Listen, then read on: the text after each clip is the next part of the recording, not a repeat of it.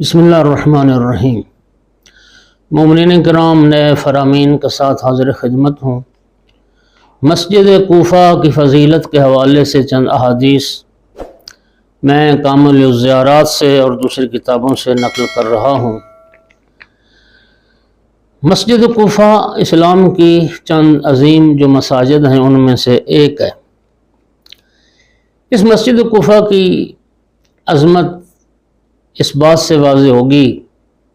ابو حمزہ Smalley کہتے ہیں کہ امام زین العابدین علیہ السلام عطا مسجد الکوفہ عمدا من المدینہ، مدینہ منورہ سے سپیشل خصوصی طور پر مسجد کوفہ کے لیے تشریف لائے۔ فصلی فیہ رکعتین، اور امام علیہ السلام نے مسجد کوفہ میں 2 رکعت نماز ادا فرمائی۔ ثم جاء حتی راکب راحلتہ واخذ الطریق، اور پھر آئے اور اپنی سواری پر سوار ہوئے اور واپس مدینہ کا راستہ اختیار کیا۔ اب توجہ فرمائیں کہ سپیشل 2 رکعت نماز پڑھنے کے لیے امام سجاد علیہ السلام مدینہ سے مسجد کوفہ میں تشریف لائے۔ امام صادق علیہ السلام نے دوسری حدیث میں فرمایا کہ نفقۃ درہم بالکوفہ تحسب 100 درہم فیما سواہ۔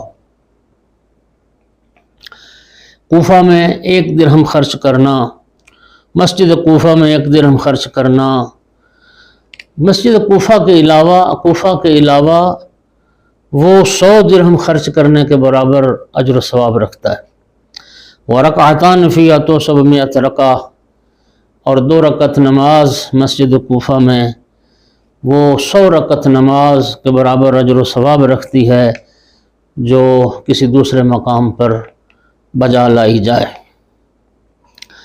امام محمد باقر علیہ السلام نے ارشاد فرمایا کہ صلاة فی مسجد الکوفہ الفریضۃ تعدل حجۃ مقبولہ والتطوع فیہ تعدل عمرۃ مقبولہ۔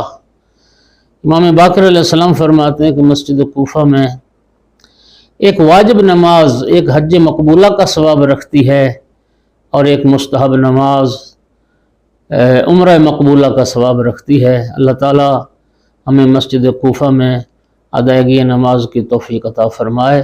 وآخر دعوانا الحمد للہ رب العالمین۔